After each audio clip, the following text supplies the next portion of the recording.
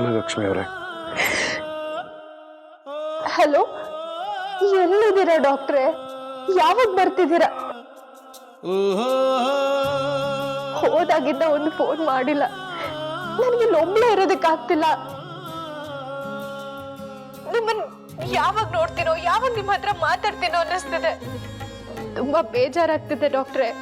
ನೀವ್ ಯಾವಾಗ ಬರ್ತೀರಾ? ನನಗೂ ಹಾಗೆ ಅನಿಸ್ತಿದೆ ಲಕ್ಷ್ಮಿ ಅವರೇ. ಇಲ್ಲಿ ನಾನು ನಿಮ್ಮನ್ನ ತುಂಬಾ ಮಿಸ್ ಮಾಡ್ಕೋತಾ ಇದ್ದೀನಿ. ನಿಮ್ ಕೆಲ್ಸ ಆಗಿದ್ರೆ ನೀವು ಬೇಗ ಬಂದ್ಬಿಡಿ ಡಾಕ್ಟ್ರೆ. ಬರ್ತೀನಿ, ಬೇಗ ಬರ್ತೀನಿ. ಆದ್ರೆ ನಿಮಗೊಂದು ಮಾತು ಹೇಳಬೇಕಿತ್ತು. ಏನ್ ಡಾಕ್ಟ್ರೆ?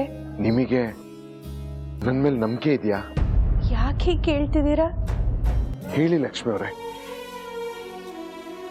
ಮೊದಲು ನನ್ನ ಪ್ರಶ್ನೆಗೆ ಉತ್ತರ ಕೊಡಿ. ನಿಮಗೆ ನನ್ನ ಮೇಲೆ ನಂಬಿಕೆ ಇದೆಯಾ? ನಾನು ನನ್ಗಿಂತ ಹೆಚ್ಚಾಗಿ ನಿಮ್ಮನ್ನ ನಂಬಿದ್ದೀನಿ. ನಿಮ್ಮನ್ ಬಿಟ್ರೆ ನನಗೆ ಯಾವ ಪ್ರಪಂಚ ಇದೆ ಡಾಕ್ಟ್ರೆ? ಸಾಕು ಲಕ್ಷ್ಮಿ ಅವರೇ, ನೀವು ಈ ಮಾತು ಹೇಳಿದ್ರಲ್ವಾ, ನನಗಷ್ಟೇ ಸಾಕು. ದೇಹದಿಂದ ಜೀವ ದೂರ ಆದ್ರೆ ಬದುಕಕ್ಕಾಗತ್ತಾ ಡಾಕ್ಟ್ರೆ? ಅಲ್ಲ ಡಾಕ್ಟ್ರೆ, ಯಾಕಿವತ್ತು ಹೀಗೆ ಮಾತಾಡ್ತಿದ್ದೀರಾ? ನಿಮ್ಮನ್ ಬಿಟ್ರೆ ನನಗೆ ಬೇರೆ ಯಾರಿದ್ದಾರೆ ಹೇಳಿ? ನಿಮ್ಮನ್ ಬಿಟ್ಟು ನಾನು ಎಲ್ಲಿ ಹೋಗ್ತೀನಿ? ಥ್ಯಾಂಕ್ಸ್ ಲಕ್ಷ್ಮಿ ಅವರೇ, ನೀವು ಈ ಮಾತು ಹೇಳಿದ್ರಲ್ವಾ, ನನಗಷ್ಟೇ ಸಾಕು. ಡಾಕ್ಟ್ರೆ, ಏನಾಯ್ತು?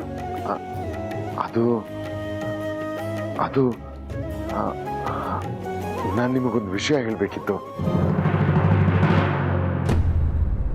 ನಾನೊಂದು ದೊಡ್ಡ ಪ್ರಾಬ್ಲಮ್ ಅಲ್ಲಿ ಸಿಗಾಕೊಂಡಿದ್ದೀನಿ ಲಕ್ಷ್ಮಿ ಅವರೇ. ಅದರಿಂದ ಪಾರಾಗಬೇಕು ಅಂದ್ರೆ ನಾವಿಬ್ರು ಇಂಡಿಯಾ ಬಿಟ್ಟು ಹೋಗ್ಬೇಕು.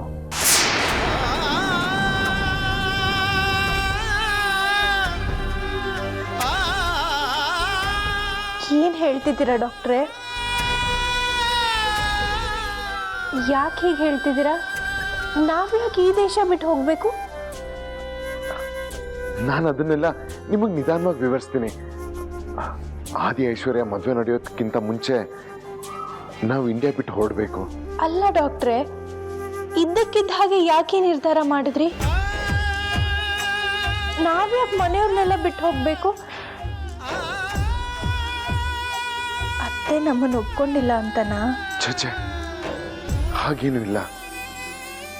ನಮ್ಮ ಅಮ್ಮನ ಮನಸ್ಸು ಎಂಥದ್ದು ಅಂತ ನನಗೆ ತುಂಬಾ ಚೆನ್ನಾಗಿ ಗೊತ್ತು. ಮುದ್ದು ಲಕ್ಷ್ಮೀ